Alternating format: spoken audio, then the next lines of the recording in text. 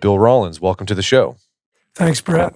So you're a professor of communications at Ohio University, and you've spent your career researching and writing about friendships and communication within friendships. And you've also written about the nature of friendships and the joys of friendship and the tensions that exist in friendship. And a book you wrote back in 1992 called Friendship Matters. And I thought it was interesting in the intro of that book, you noted that social scientists, psychologists had pretty much ignored researching friendships. Is that still the case today, almost 30 years later? I'm going to have to say yes and no. I'm going to say yes because friendship continues to kind of fall through the cracks when people think about sort of like the hierarchy of relationships in their lives. I mean, you have work obligations, you have family obligations. Some people are, married and have full-time partners, have children, and friendships are profoundly important, but somehow taken for granted in that mix. And we can talk about that a little bit more. So I believe that more attention is being given to friendship, but not near as much as you would expect. Why do you think it gets overlooked? Why do we take it for granted, do you think? Well, I mean, it's kind of like one of the most distinctive qualities of friendship is that you choose your friends and your friends choose you. I mean, so friendships are voluntary. You can't make people be friends, and you can't prevent people from becoming friends if they choose to live in friendship with each other. So that's a beautiful thing.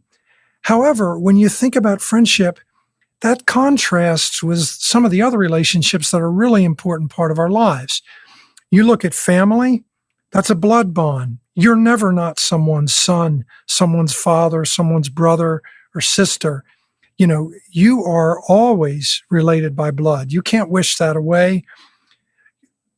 Another type of relationship is work relationships that are contractually, sanctioned. You sign a contract, you're working with someone, you have to breach that contract to end that relationship.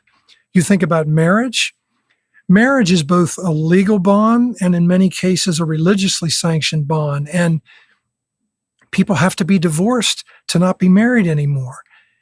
Friendship, in contrast to all those relationships, people choose each other to be friends, and they can also walk away from each other. So it's an edifying potential of friendship, but it's also something that makes it a very risky relationship. And besides the voluntary nature of friendship, what else makes friendship unique from other relationships that we have? Well, in my opinion, the voluntary aspect of friendship is definitive, but there's some other important qualities of friendship that I think are true across the life course. It's a personal relationship. And what I mean by that is people are friends with someone else because of the person that they are, not for categorical reasons. They're friends with someone because of the person that person is. They also involve affection. We care about our friends. And, people like their friends a lot. And when they become kind of honest with themselves across the course of a lifetime, they realize they love their friends. Some of us realize that sooner than others. But affection is an important part of friendship. The other two qualities, Brett, that I find very intriguing are friendships thrive on equality. Now, what that doesn't mean that we're necessarily equally talented or make the same amount of money or equally attractive or, equally good at fixing cars or anything. So what it does mean is that there's some aspect of our relationship that functions as a leveler. We stand as equals in certain aspects of our friendship. Maybe we're football fans and we just flat out enjoy football together and we speak as equals about that. It could be hobbies that we do together, because another thing about friendship that I find really intriguing is that friendships are always about something. And so many times that common interest, we treat each other as equals with regard to that. My great uncle Lester owned a farm machinery business. His best friend drove a cab, and they hunted every October. And buddy, when Reds came into Uncle Lester's home, they sat down to the table. You could tell so deeply they were friends. They spoke as equals. Their so-called stations in life didn't make any difference. So that's also part of why friendship is kind of inherently an ethical relationship, and we can come back to that. The final thing I would say, I've said it's a voluntary relationship, it's a personal relationship, it's a relationship that involves affection, it's a relationship that finds some way to treat each other as equals, and lastly, it's a mutual relationship. Friends choose each other. If you choose someone as a friend and they don't respond to you as a friend, that's a would-be friendship. A true friendship involves people choosing each other for the person that they are. And going back to this idea of voluntariness, I mean, I think it's interesting that as well, social psychologists and sociologists have ignored friendship. Philosophers had been writing about friendship for a long time. Aristotle famously wrote about different types of friendships. And C.S. Lewis had this quote that I came across talking about the voluntary nature of friendship. And it says, I have no duty to be anyone's friend, and no man in the world has a duty to be mine. No claims, no shadow necessity. Friendship is unnecessary like philosophy, like art, like the universe itself. It has no survival value. Rather is one of those things which give value to survival. You bet. That's a wonderful quote. C.S. Lewis in The Four Loves writes about friendship extensively, and it's a terrific treatment of that. And Brett, you mentioned Aristotle. We're talking about the 4th century before the Common Era, BCE, 4th century. Aristotle writes 2 books about friendship in the Nicomachean Ethics, and he says that life is not worth living without friendship.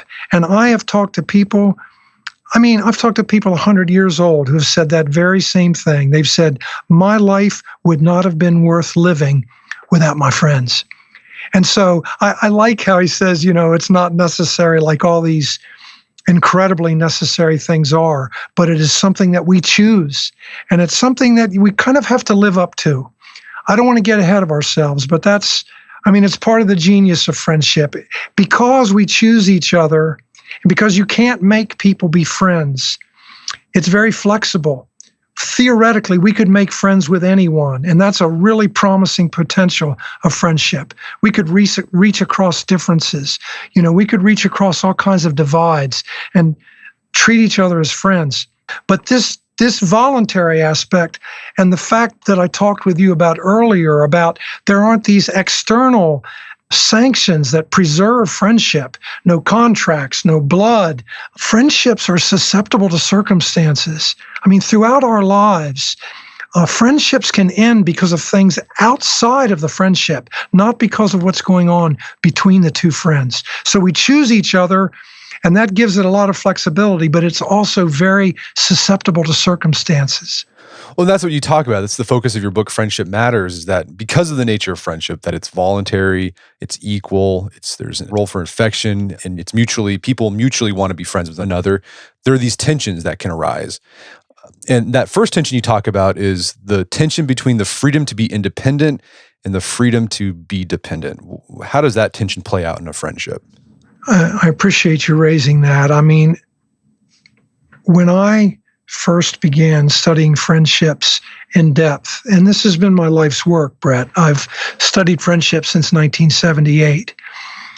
One of the first things I realized, and it's still extremely important in my mind, is that when we become friends, the first sentence of my second book, The Compass of Friendship, I say, freedom lives at the heart of friendship. And by that, I want to get right to the question you're asking me here. When people become friends, they gift each other 2 freedoms. Brett, let's say you and I become friends, and you say to me, Bill, I'm glad we became friends, and we've really had a great time, here in Tulsa, and we're big fans of all the musicians that play with Leon Russell, and we're good friends. But you know what? This podcast has attracted a lot of attention to me, Bill, and I have a chance to move into a market in San Francisco that I'd really like to go there. And I say, Brett, you got to do that. Man, you have got to do that. You have to take advantage of that. So I'm gifting you the freedom to be independent. But at the same time, I say, but listen, buddy, if you ever need me, I'm here for you. So friends gift each other both of those freedoms. The freedom to live your own life, to become the best you can be, but also the freedom to depend on that friend if you need to. And so the reason why it can cause tensions in friendships is, we might both be in really independent periods in our lives, so there's hardly any connection between us. But there's that belief and that understanding that if we needed each other, we could call on each other. But what might happen is I get more and more independent because of what I'm doing, and suddenly you come up against some health issues or some financial issues or some relational issues, and you need to depend on me. And what if that's right at the moment where I need to exercise my independence? That can cause problems. So these tensions, or we could both really, really be needing each other a lot to the point that, we're not giving each other enough freedom. So these are some of the ways those tensions play out. Yeah, and I could see. I appreciate the allusion to the Tulsa music scene. That was fantastic. But yeah, how that tension can play out is that one friend, he puts a premium on independence, while the other friend puts a premium on dependence, and there could be some conflict there and some miscommunication, and can cause frustration within the relationship. That's I appreciate how carefully you've read the book. I'm very honored by that, for sure. I mean, we're going to talk a bit about across the life course. People have different kind of styles. They form sort of habits of friendship, and by and large, when you look at gendered patterns of friendship, by and large, a lot of times males kind of expect and sort of celebrate independence in their friendship. So, I went with that example at the beginning. I may be playing out a kind of traditional image of male friendships as very independent. However, you can have friends where one person really wants to emphasize that kind of gift of the freedom to be independent in the friendship. And the other friend might really be a more dependent friend, really kind of value a lot more contact. That's got to be reconciled somehow. What you see, I mentioned kind of modal patterns of male friendships. A lot of times, men are really, really comfortable with each other being very independent. And we catch as catch can, or we have a pattern that works for us of when we spend time together or talk or communicate. I contrast that with a lot of times what happens with women's friendships is they synthesize this independence and dependence, and they develop pretty interdependent friendships where their lives are very interwoven. So if you're a guy and you've really valued and do value independence in your friendship, you may have to be reconciled to the fact that you've made friends with someone that wants more contact, wants more dependence, might even be more emotional dependence. So, but again, one of the things that has kept me interested in friendship for 4 decades, Brett, is the fact that people remain friends to the extent that they fulfill each other's expectation of the relationship. And so if we're not living up to each other's expectations, we have to talk about it. We need to figure it out. Well, another tension that rises up because of the nature of friendship is the tension between affection and instrumentality. What do you mean by that? That's a very significant one, in my opinion. The tension between affection and instrumentality is, do you care about this friend as an end in itself? Or do you care about this friend as a means to an end?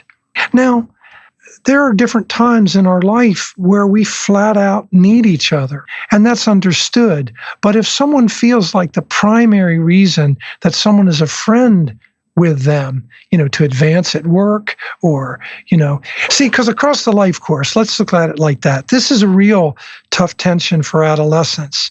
Adolescents are very insecure a lot of times in friendship. They've idealized friendships, and then they want to know that that person cares about them for who they are. If they feel like they're just being cared about because I've got my license, or because I've got the best platform for video games, or because my folks have a swimming pool or something like that, it doesn't make them feel good as friends. They can be very insecure in that kind of friendship. So, and that plays out across the life course. Now, again, when you look at gendered patterns of this, by and large, men are fairly comfortable with the notion of an instrumental basis for friendship. They help each other with this, help each other with that. I help you build your deck. You can help repair my car. And it's viewed as an expression of affection. Many times as you get more into the role crunch of adult life, where people are managing a lot of demands, in arrangements where, for example, women are raising children, working, and involved with a variety of activities, it can create tensions between women because they really need to call on each other a lot, at the same time that they understand that this person cares about them, and that's why they feel like they can call on them. Well, this distinction between this tension of affection and instrumentality, this goes back to Aristotle. He hit on this, that there's sometimes there's friendships of utility. You're darn right. And then the ideal of friendship is that platonic, or sort of you're friends because you both make each other more virtuous, and you just love each other because just because they are who they are.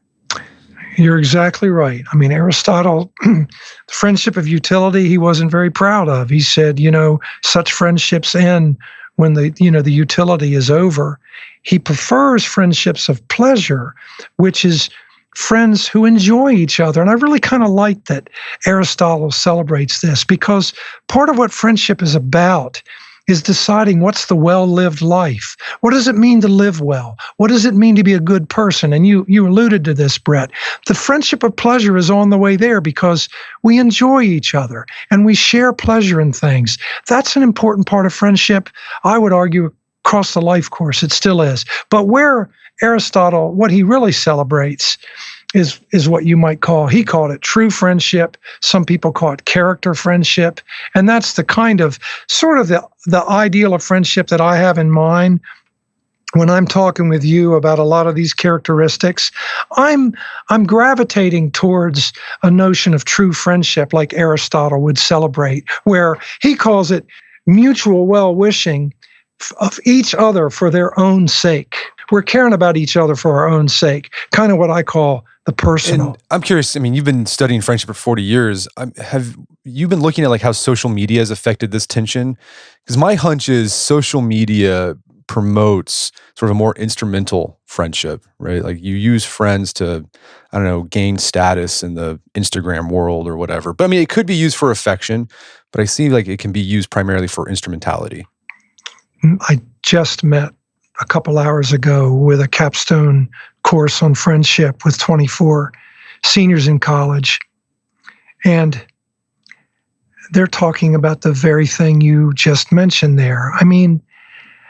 One of the points they were making in one of our last sessions of the class is how significant it is to have friends that you can talk with, that you spend time in each other's presence, that they are listening face to face or voice to voice, but in real time, they are present to you and concerned and interested in your stories and what you're going through.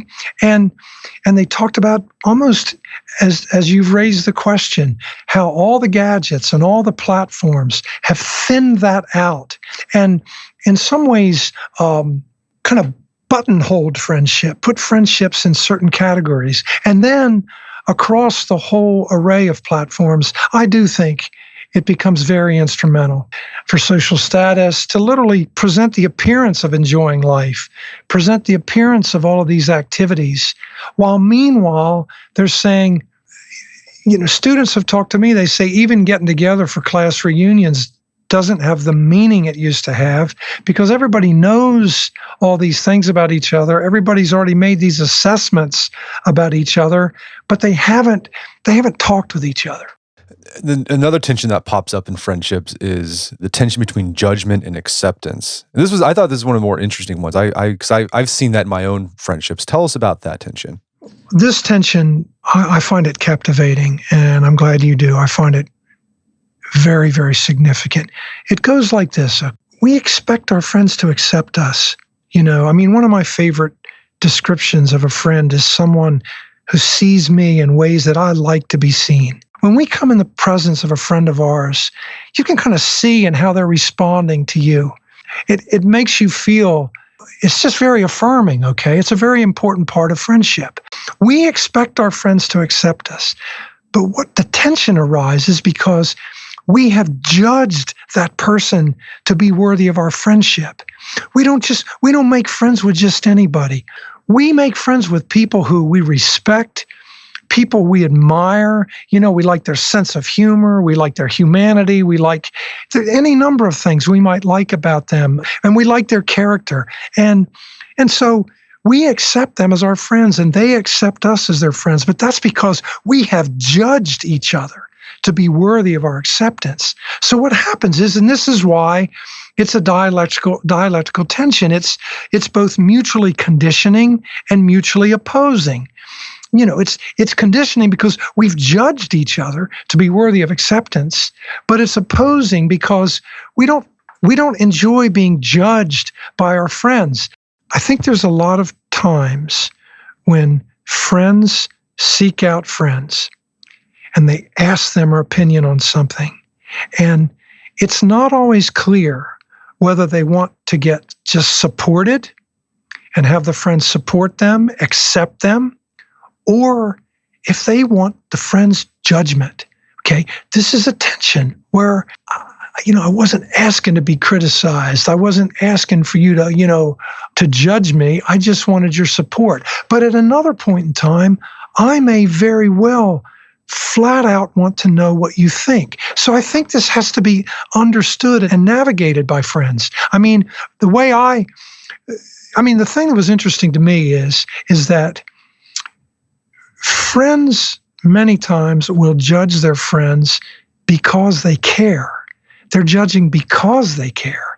And so it can be an expression of caring, but it has to be negotiated. And what I suggest is to communicate your opinions, your evaluations, if you believe they're being asked for, with what I call compassionate objectivity, which is to say, I am giving you the straight story, but I'm giving it to you in a way that respects your feelings and that understands I'm walking on thin ice here. I got to be careful here. I got to tread carefully. Well, another place where that tension can pop up is, let's say you're a friend with somebody and you see them making decisions that are just, are going to be a disaster for their life. They're dating the wrong person. They're about to take a job that's nowhere, or they have a problem with alcohol or some other substance. Yes. And there's that. Do I step in and say something? And some people say, well, a true friend would, but then some people, when that actually happens, are like, I don't like that. You're supposed to be my friend. You're supposed to support me. So that's another tension. Yeah, it is. It's a great example, and I think it's one of the really singular moments in what we might call true friendship, when someone risks delivering that judgment that needs to be delivered. There's a famous story about Richard Pryor and Jimmy Brown. Jimmy Brown, the famous running back for the Cleveland Browns, and Richard Pryor. And Richard Pryor, in the early 80s, he's like the king of the world. He is on top of the entertainment industry, and he's also freebasing cocaine, and he's destroying himself. And Jimmy Brown comes to him and he says, listen, you've got everybody who surrounds you is telling you what to hear, but you are not going to do this anymore. It's going to stop now. And if no one else is going to tell you, I'm going to tell you. And that's a dramatic example, but you're exactly right. It's like, so what do you think of this person? What do you think of this woman? And your friend says, listen, man, I know you're enjoying this person, but I'm really troubled about some of the things she's doing and saying to you. And I think you need to think carefully about this. I've had many people that I've interviewed have said a real defining moment in their friendship is when the other person told them what they needed to hear, not what they wanted to hear. And That's part of the courage of friendship. And it's back to the notion of what always intrigues me about friendship is it's all about what's the well-lived life. So we have standards in our relationship. And if you are suddenly violating the standards, I mean, we say to a friend, listen, I can't believe you're getting involved in this. You have to stop this. And hey, come on, man, lighten up. I'm just this is only for a little while. I can come out ahead with this. And you say, look, you continue doing this, I can't be your friend. And basically what's being said is, I can't live in friendship with you if you violate this belief that we share and what it means to be a good person. It's that serious. It's that serious. And this is a related tension. The final one is this tension between expressiveness and protectiveness. Mm-hmm. What's that? What is that about? When I first started studying friendship, it was during the kind of an era where open communication was being celebrated. Tell everyone what you're thinking, disclose yourself, make yourself known to others. And the kind of linear model of relationships that was being offered was, you should tell the person who's close to you everything. Okay, no holds barred. But see, I spent a lot of time talking with people who were friends, and they were good friends, some of them for a number of years. And what they were saying was not that. What they were saying, I described as a tension between expressiveness and protectiveness. And it goes like this. Yes, we need to be expressive with our friends. We need to tell our friends what we're going through. We need to tell our friends what we think. We need to tell our friends what we think about what they're going through, okay? So that's how we get to know each other better. But there are limits to it. And that's where protectiveness comes in. There's some things that I'm not going to tell you because I'm not going to tell anybody. There are things that make me me. There are things that I just simply do not want to share. And that's just to protect part of who I am. There's certain things that I'm not going to tell you because I want to protect you. I don't want to hurt your feelings. I know that you're self-conscious about something. We learn that from being friends. If I keep mentioning that, that's not a productive thing to do. It can make people feel, unwilling to be vulnerable with you. See, because the thing about friendship is also, we've got to be comfortable with our vulnerabilities with each other. And the way we protect our vulnerabilities is sometimes not going there. All right. And there's other things that you don't tell friends because they're your friends. In your research, in talking about looking at these tensions, these dialectical tensions, do men have a particular style of friendship that leans towards one end of these tension spectrums? That's an important question. Now, I'm going to speak modally, Brett, like you can have women that have very masculine style of friendship as I'm speaking of it here. You can have men that tend toward a more feminine style of friendship as I'm speaking of it here. So I'm talking about modally a lot of the research that describes men's friendships and women's friendships. And I'm going to contrast them for you with regard to these tensions we're talking about. I mentioned before, as far as independence and dependence, men are really comfortable with a lot of independence in their friendship. Women tend to synthesize those into interdependent friendships. They weave their lives together, and that's how they live in friendship. In terms of affection and instrumentality, men are getting better, and this is where, I think, our conversation has to acknowledge this right off the bat, that the closer friendships of men and the closer the friendship that a man has, the more these differences kind of go away. Okay, so in closer male friendships, there is this interdependence, and the other things I'm going to talk about, it's not as much of a contrast. However, let's go back to the modal pattern. So, when you've got affection and instrumentality, men are being encouraged more to express affection with other men, but there's still some kind of cultural imagery that has men not being quite as expressive of their affection with other men. Women are very comfortable expressing affection, and they use each other. So in terms of affection and instrumentality, men are really comfortable with a lot of an instrumentality in their friendships. Women have both affection and instrumentality, and that can get kind of testy, especially when they work together. Okay, when they're expecting, I thought we were friends, and now you're really, laying this, work thing on me. Men have kept that affection out of it and basically say, okay, I got this. All right. So in terms of judgment and acceptance, this is where when you look at men and women being friends, let me just talk about the contrast a second. All right.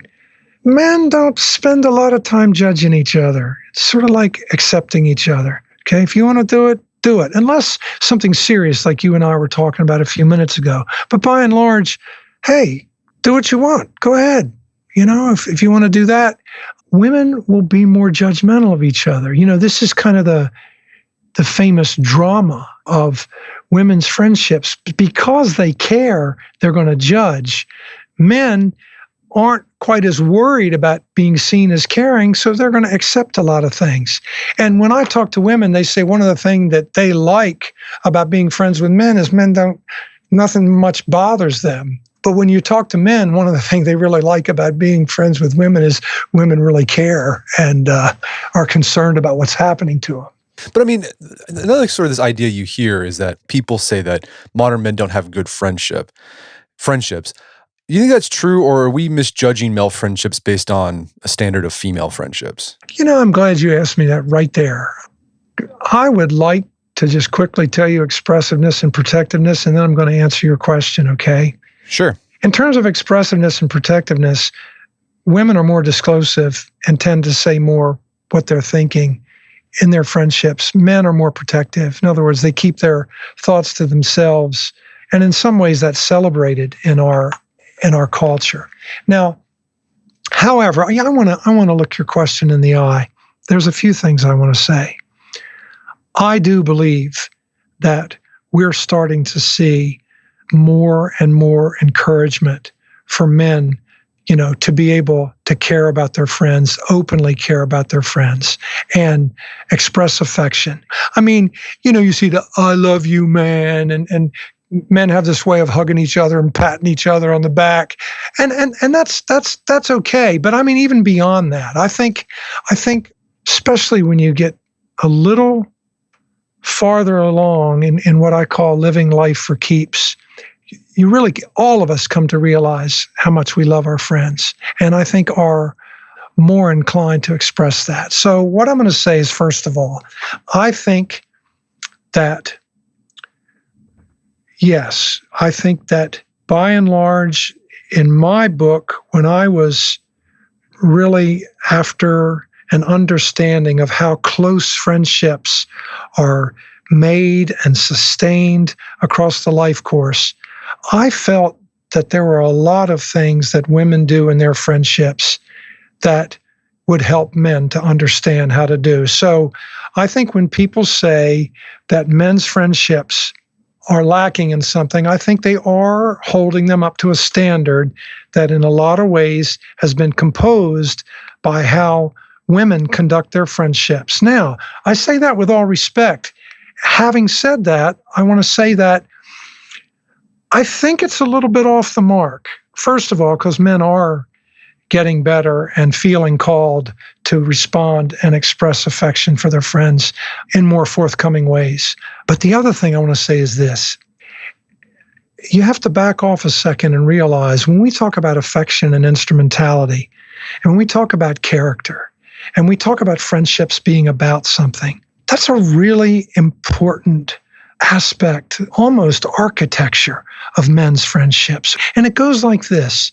You learn a lot about someone by their actions, by whether they show up when you need them, by whether they keep their mouth shut when they should, by whether they stick up for you in a certain situation, like at work where, they could have folded, but they don't. You learn about someone there, and you also learn about what you are to them. Even just doing things together. I mean, I'll give you an example. One of my best friends and I went hunting. I wasn't raised in a family with guns. My dad was a small town physician, wonderful doctor, but wasn't too excited about guns, okay? My friend Ed started to go duck hunting with him, go out on the marsh, see the sun come up, see the ducks come flying in. It was fantastic.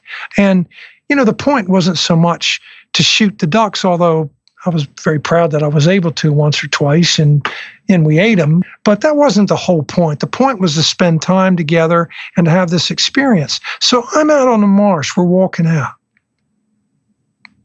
And my gun goes off. You know what I'm saying? We're walking out on the marsh, and my gun goes off. Do you know what Ed said, Brett? What did he say? Nothing. The gun goes off, and I'm mortified. And we walk a couple more steps. He says, "Hey, Bill, let me see your gun." He goes, "Look, you need to put this safety like this." He gave it back to me. I'll never forget that, If the opposite thing had happened, I would say, "What are you doing? Yeah. What are you thinking of?" You know what I'm saying? If his gun had gone off, I probably would have jumped out of that whole swamp. I learned something about him, and I also learned something about how to treat somebody in a situation like that. So what I'm trying to say is this. In men's friendships, actions and activities say a lot. So there is a lot expressed there. And so a lot of that closeness and understanding of what matters can be demonstrated without being spoken. However, having said that, I'm a dialectical guy, Brett, and these things are interlaced. The thing about women is they, you say women talk a lot, but for women, talking is an activity. I mean, it's something that they really value as an activity, and they also talk when they're doing things, which men can, that's another thing. I mean, men can be talking while they're doing stuff, but not always. Have you read Lonesome Dove or seen the miniseries? Oh my gosh, that is the best Western.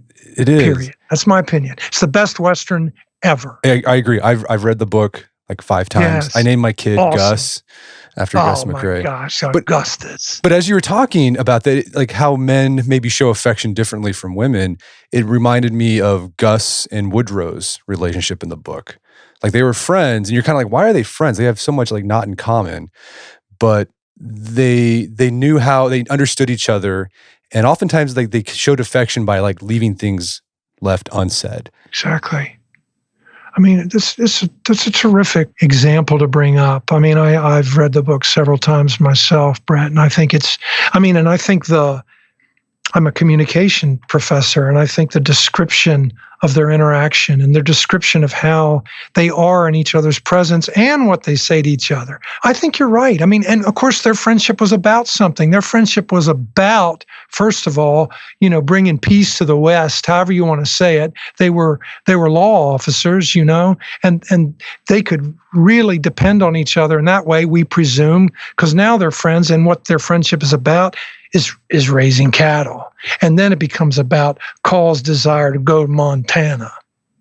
And okay, that's what we're doing. And within that frame, I think it's very interesting that you invoked their friendship. It's a very classic, and now we have to realize that's a classic kind of traditional male friendship, I think I would say. Yeah, no, I'd agree. That book's all about relationships. It is. It really is. So I recommend, I tell people, if you're looking for guys, if you're like looking for a fiction book to read, like start off with Lonesome Dove. It's long. It's like 800 pages, but it's the best novel. It's awesome. It is the best. I mean, in terms of a portrayal of men's friendship, that is a very, very good one. Very good one. So we've been talking about these different tensions on a general level, but you mentioned earlier that these tensions and the nature of friendship changes as we age and as we enter new circumstances in our life. So for example, you start off like talking about friendships in childhood. And I thought it was interesting. I think oftentimes parents project their idea of friendship on their kids. And so when they look at their school-age kids, like, does my kid have friends? I think parents typically think, like, do they have friends like I think of friends? But kids don't think of friends the way adults think of friends. Friendship across childhood is very intriguing to observe because starting and learning to develop friendships with others is a very, very important part of childhood, because friends are the first people that like you, but they don't have to like you. See, they're not your relatives, they're not your family members. They don't have to like you. So you have to start figuring out, what makes a person the kind of person that people would want to be friends with. And that's where, you see almost immediately how friendship has to do with sharing, getting along, maybe not hurting other people's feelings, cooperating, finding something that other people like to do and doing it with them. And it starts off as simply as that. But then across childhood, then you start to have people develop a more mature understanding of friendship, which means, wow, friendship isn't just because we're on the same team with each other or because, we play kick the can at night. Friendship goes beyond that. It has something to do with each other and who we are to each other. And it's fascinating to understand, but that takes a while. And some people, it takes them a long time. When you look at like moral development and issues like that and how it correlates with friendship, you find that you're like, 9, 10, 11, 12 years old before you really start to grasp how friendship involves really appreciating the personhood of someone else and who you are in relation to that person. Okay, so childhood is friendships are part of moral development, and developing a moral capacity also enables them to be in friendships. Hope that wasn't too abstract. No, Brett. It makes sense. So I guess the idea is, like, early on in childhood, friendships are just based like, do I play with this guy? He's my friend. Yes. But then around 9, kids start developing this idea that you can have a friendship based on personality, your shared values, shared interests. Yes. And it can go, like, friendship can extend beyond, like, being together, right? Like you can still be friends with someone even if you don't do specific things with them. Like, you can still be friends. Absolutely. It's nicely put. So moving into adolescence, that's, when you starting to see these tensions that we've talked about earlier For sure. happen. But I'm curious about adolescence friendship, because for me, I feel like the friends I made as a teenager, like, even though we haven't seen each other in 2 decades, I still have a strong connection with them. I can pick up where we left off. Mm-hmm. I feel comfortable with them. I still value those friendships. Why is it those friendships we make as teenager are often the friends we still think of as our best or good friends? There's a couple reasons for it, and they're somewhat ironic. I mean, first of all, most people are very, very self-conscious during adolescence. Adolescents start to understand that who they are is also being observed by others. Okay, so they're observing other people and trying to understand other people, and then they realize other people observing them, and they get very self-conscious. What happens during adolescence, though, I think, to your point, to your question, Brett, is that adolescents really idealize friendship. I mean, it's really this place where you can kind of figure out who you are. You can figure out your identity. I mean, some people have argued that one of the primary tasks of adolescence is learning friendship. Because learning friendship is, you're taking yourself seriously, you're taking someone else seriously, and you realize that there's a lot of things, there's all kinds of evaluation going on in adolescence. There's cliques, there's the sports, there's school, there's, dating starting. There's all of these ways that you can be evaluated, and friendship is kind of a safe space in all that. It's someone that you can trust to really think with about what you're going through. Now, so But friendship is really idealized, and adolescents are notorious for sometimes breaching that trust. And you back to social media, that's happening now with a vengeance. I mean, adolescents are so concerned about privacy, about what they're going through, and to have that broadcast to everybody is something that they really deeply, deeply resent and feel betrayed by. So, back to your question. So you do things with friends in adolescence while you're going through this period of learning about who you are. And the ones that really helped you become who you are and went through some of those challenges and didn't compromise you or betray you, okay? Or there's some strong feelings for them. No, that makes sense. I think so. Like in adolescence, yourself as an adult is forming, and oftentimes we think of the formation of the self as an individual project, but it really is. It's a social project. You have all these different influences, parents, teachers, but as an adolescent, kids start looking at their peers for information, and so their friends during that time, like they had one of the biggest influences on them as a burgeoning adult. It's absolutely the case. It's absolutely the case. I mean, it's kind of a twin-born understanding. You're coming to understand your identity, and you're also coming to understand what it means to be close to someone. So intimacy and identity are very tightly coupled in adolescence. And many times it's the friends who've been a key partner for that. So after adolescence, after high school, you go to college, and that same sort of dynamic, I feel, is still college is often, like the first few years are often an extension of high school. You're with people who are your age peer, and you have a lot in common there. Like, at what point do friendships in adulthood start changing, where they shift away from that more adolescent type of friendship to a more adult type friendship? And I guess what we need to do first is, like, what is an adult friendship, and how does it differ from an adolescent friendship? Truth to tell, Brett, I mean, I believe that the friendships that we make in adolescence are very, very important. I think the ones that we preserve across the decades have very likely been sifted through the challenges of young adulthood.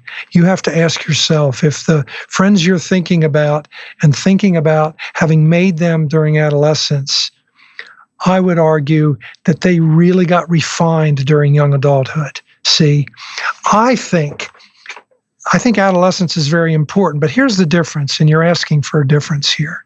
During adolescence, a lot of times, if you want to be friends with someone and they like something but you don't, adolescents will decide that they like that thing so they can be friends with someone.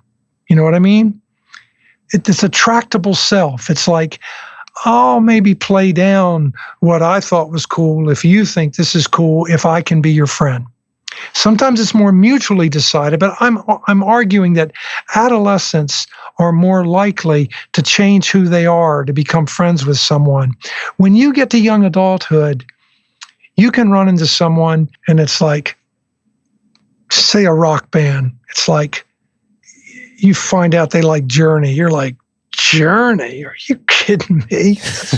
That's crap, And like, oh man, Journey's the stuff. And you're like, well, I don't think so. And there might be something else, but if you're all about music, maybe you gravitate towards someone else that has that shares your opinions about that. When you're an adolescent, you might say, yeah, Journey's okay. Okay. What I'm trying to say is this. So when we get to young adulthood, people have a clear understanding of who they are. A lot of that has been accomplished with friends. That's why those friends that we made in adolescence might accompany us.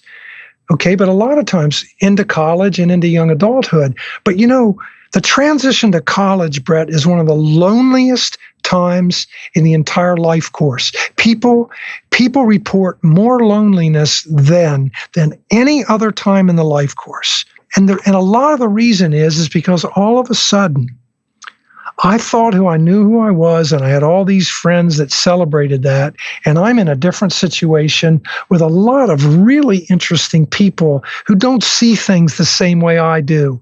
And I got to decide which of them do I really want to be friends with. I'm not going to change just to be friends with people. And some of our friends from adolescence don't want to let go of who we were then, and they don't want to let go of who they were then.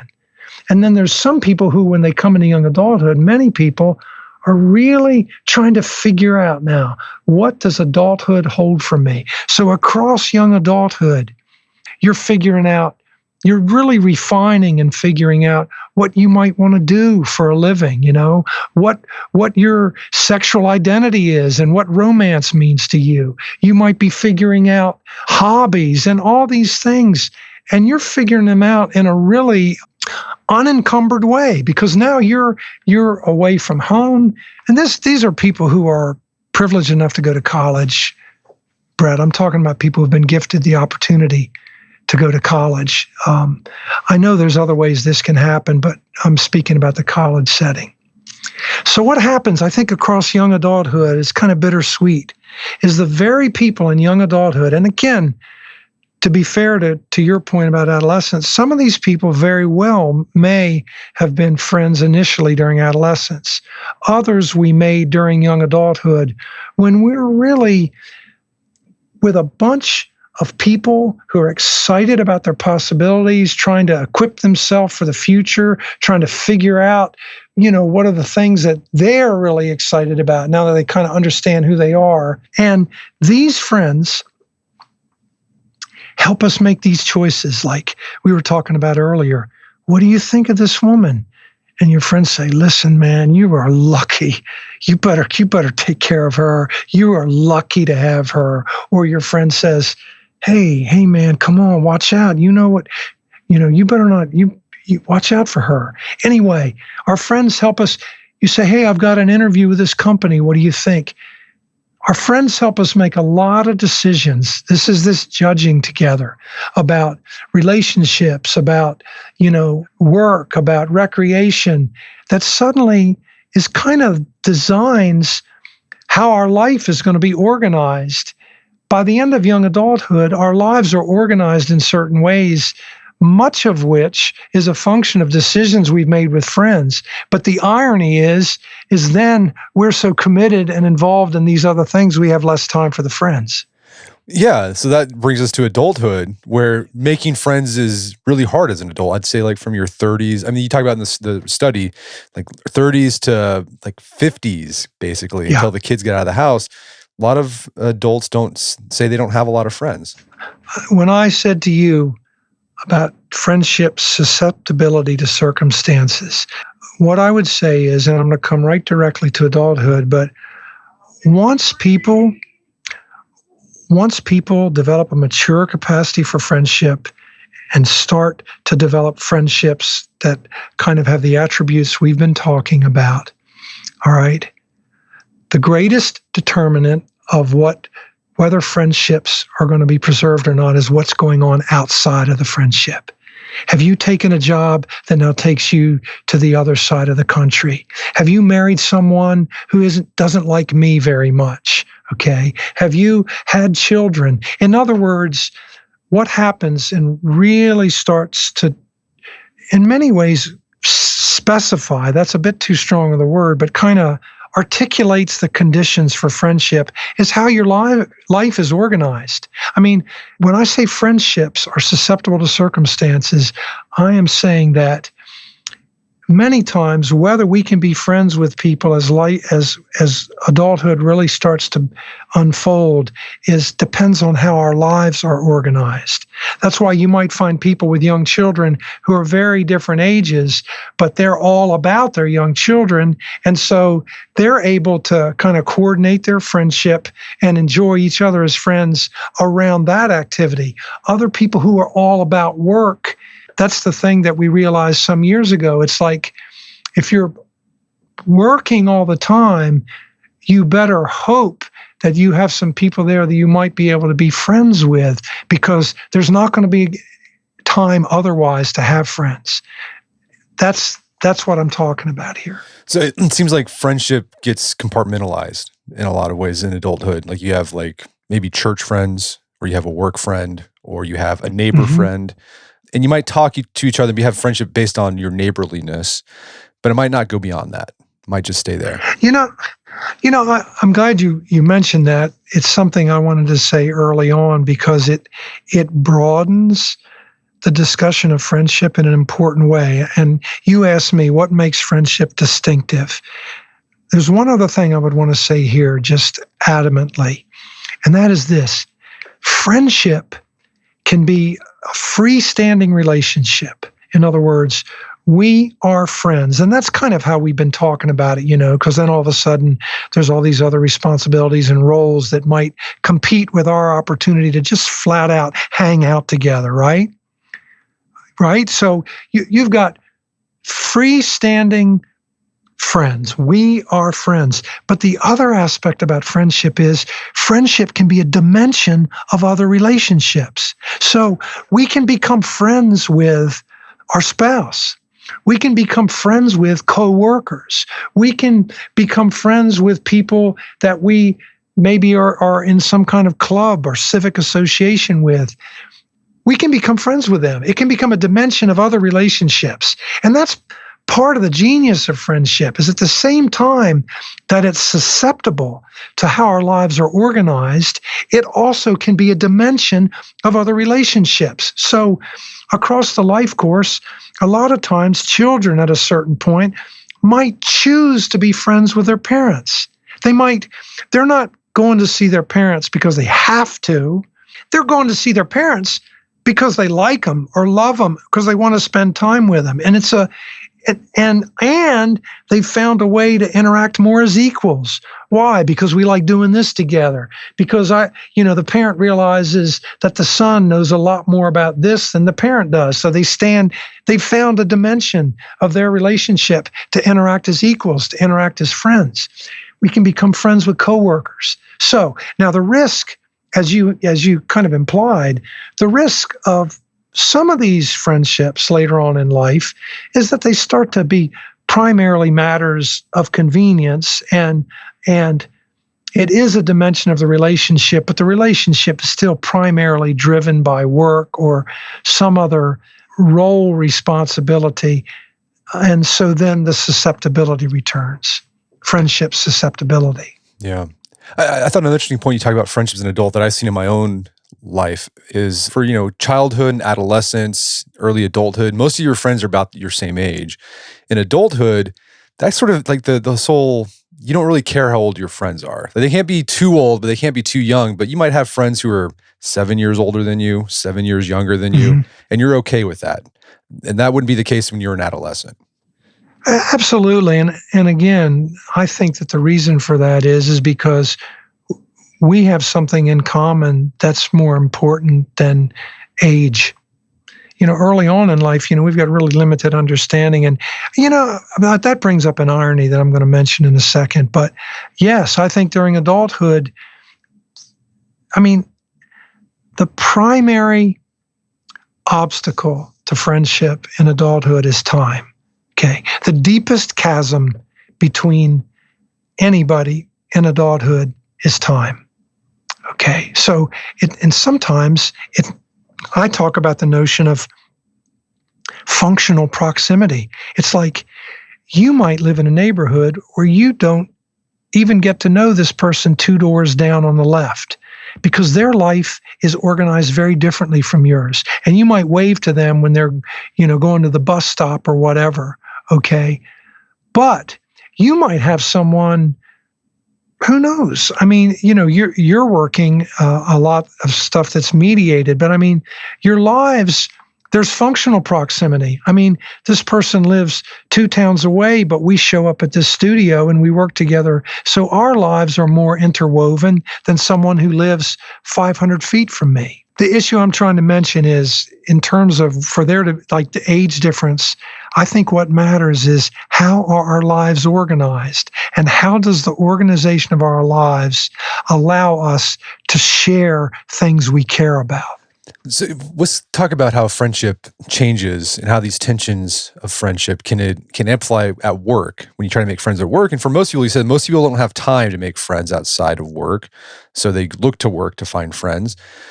But friendship and work is fraught with a lot of a lot of problems because, okay, we go back to this idea that friendship is voluntary, it's equal, it's effective instead of instrumental. Like work sort of is against all of that, right?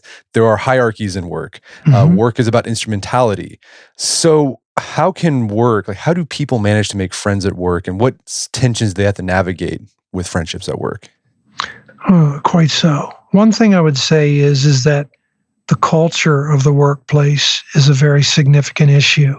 Okay, there are certain types of work that are just absolutely permeated with competition. I mean, the thing is set up to put people in very, very stark competition with each other. We might have, sales territories that even overlap, and what we accomplish, is presented to us, unfortunately, as a zero-sum game. So that's inimical to friendship. I mean, it's difficult to accomplish very much friendship in a work culture that, there are work cultures that are just emphasize competition so much, it's very hard to be friends. So, but within that, as you were pointing out, let's just say a more garden variety work setting where, of course, there's a certain amount of competition, but there's also a lot of cooperation. You've already mentioned some of them. There's hierarchies at work, and so it's difficult to kind of suss out the appropriateness of being friends with people in different levels in the organization. Now, it can happen, but if you're a boss, you have to watch out for perceptions of favoritism. If you're someone's subordinate, you don't want to be perceived as just trying to, kiss up to the boss, so to speak. What I recommend in pursuing friendships in a work setting is, first of all, is to try to preserve some clear definitions of the relationship. For example, I've been friends with people at work and very good friends. What we've been able to do is, if there's an important issue, we literally say, let's talk about this as friends, or let's talk about this flat out as coworkers. Or we'll say, let's do it both ways, and then decide what we want to do. I mean, I literally had an opportunity to assume a really important office in my discipline, and I went to my director of the school I was in, and he was a good friend of mine, and I said, should I run for this office? And he said, do you want me to answer as your friend or as your boss? And I said, both. And he said, as your boss, I'd say, of course, go for it. It gives us all kinds of visibility. It's the most important office in the discipline, and I think you could get elected. I said, wow. I said, what about as my friend? He said, I wouldn't touch it with a 10-foot pole. He said, your time won't be your own. You'll have to go to every conference in the field, and I don't recommend you do it. So, I mean, that's an example of how I think you have to clearly define what's the nature of the conversation we're having. The other thing is if you're friends with people you work with, it's nice. I think one of the really signal events of what I call moves to friendship, or people trying to become friends, is to spend time together in situations where they are not required to be together. Because what that does is it really keys up the fact that we are choosing to spend time together. We're not doing this because we have to. So I think that's both of those are important strategies at work, in my opinion. To be clear about what relationship is foregrounded right now in terms of this issue, and also to find time to be friends when we don't have to be in each other's presence. We choose to be. In terms of men who are married, when you look across adulthood, I've interviewed men and women, and you'll ask a man, who's your best friend? If he's married, he'll typically say his wife. You ask a woman who's her best friend, she'll say, well, I really care about Michael and he's a good guy, but Sheila is my best friend. And then you say, why? Well, because she listens to me. And you ask a guy, why is your wife your best friend? Because I can talk to her, because I can trust her with anything. when you spend your day in and day out hustling or crunching or processing information or trying to convince people to do things, a lot of times when people aren't doing that, they just retreat. And then so they'll retreat and they'll find comfort if they have a spouse in their spouse. All right. I think it's important for for men to get involved in a variety of activities.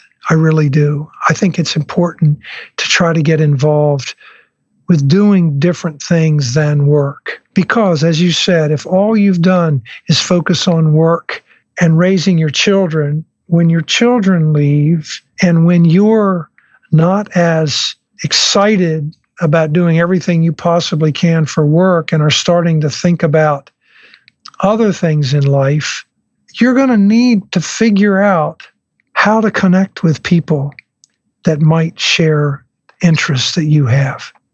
That can be a challenge. So if a man reaches a point in his life when his kids leave, or even long before that, when he just realizes that there's a lack in his life from not having friends, what can he do to overcome that challenge and make friends? You can form habits of how you go about living in friendship, okay? There's three types I could mention. One would be independence. And these are people that make friends wherever they go. I mean, and you could say, perhaps these aren't the deepest friendships, but you can't decide that. I mean, what happens between people, you can't decide. And I've already said that if we deeply, deeply enjoy this activity and we do it together for 25 years, we're probably going to have learned a lot about each other, be a lot closer than people are giving us credit for. And maybe we're even giving ourselves credit for. All right? So, but independence, make friends wherever they go. If they move, they make new friends. I mean, I talked to one guy, he said, look, I've made friends wherever I go all my life. And when I go into the nursing home, I'll make friends there.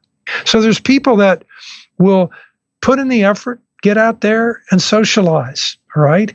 Then there's friends that people that you might call discerning, where, they made that one friend, maybe during adolescence, maybe during college, or two of them. And man, oh man, that is what friendship is to them. And across the life course, that person, and it could be one's spouse, or it could be someone else besides one's spouse. But that's how they've lived in friendship. And, that can have a real core strength to it. And really, that person can really kind of curate your life story and even co-author your life story with you. But you lose that friend, that's a really significant blow. It really creates a really big hole in someone's life. And then there's folks that you might call acquisitive, that both try to preserve and remain tight and connected with people that they've really cared about throughout their lives, and to continue to make new friends.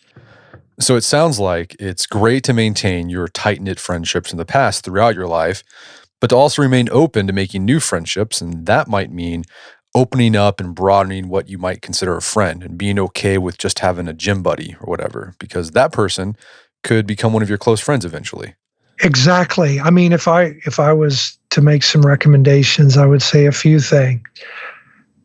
Try some activities, okay? Think about what you like doing and see if there's folks around who are doing that. And I know I'm speaking generally there, but, if you like playing music, find out who around town is playing music. If you like fantasy football, instead of, doing it, online, nose around and find some folks that might be interested in doing that. In other words, take some risks and try to find some activities that you like to do that other people might like to do. Second thing I'd say is this, and you just hinted at this, but I'm really adamant about it. Small talk is fine, because small talk can lead to other talk. It can lead to big talk. I think we're back to expressiveness and protectiveness. Some people think we have to get really deep quick, or we have to really show signs that we're going to be real friends, and kind of rush the process. And I don't recommend that. I recommend, talking about whatever comes up. And this leads to a third thing I would suggest. Listen. I mean, people enjoy talking about themselves. And so if you're someone who listens, they may enjoy talking with you, okay? And after you've listened to them a bit, they very well may listen to you. So small talk about, whatever it is, don't go political too soon. That can be in these highly divisive times, that's not a good choice. And don't go too personal too quick. Just talk about what's in front of us. Small talk, it can lead to other talk, and you can sense what might be good talk. And listen, okay? So try some activities, talk about what's right there, practice listening, and take the risk. And then take the risk. You might find someone that you end up pairing off with a lot or feel comfortable with. And then you might say, hey, you want to catch a cup of coffee? Or, hey, you want to catch the game this Friday at the sports bar or something, I mean, it's a risk. It's a risk to try to make a friendship. But it's a risk I think should be taken. And I think also from our conversation, from your insights in the book, that can help people with friendship is understanding, because of the nature of friendship, because it's voluntary, because it's equal, there's going to be tensions there that you'll have to navigate. And that's okay. Like it's just part of the game of friendship, and successful friendship requires you navigating those tensions. Brett, I appreciate the care you've taken with Friendship Matters. I mean, when I talked earlier on about open communication as some kind of a linear model, and when I started talking about expressiveness, protectiveness, what I'm saying is, there's going to be tensions. It's like you just said. I mean, people think friendship, first of all, they think it really doesn't take effort. It'll happen naturally. And once it happens, everything will be fine. And if you assume that friendship doesn't require effort, I think that's a very naive outlook. And what I want to try to say, which is what you just said, and it's what I've kind of tried to articulate for a long time as a scholar of friendship, is that there are inherent tensions involved in friendship. They're inherent. When I talk about independence and dependence, judgment and acceptance, affection and instrumentality, expressiveness and protectiveness, these are inherent tensions.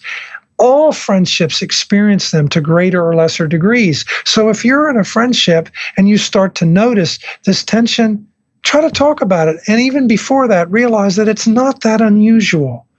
Friends go through tough patches, and friendships are highly susceptible to circumstances. So it's good to be aware of that. And it's good to feel like, you're not unusual because you're feeling these tensions in your friendship. Most people, if not a lot of people, feel them.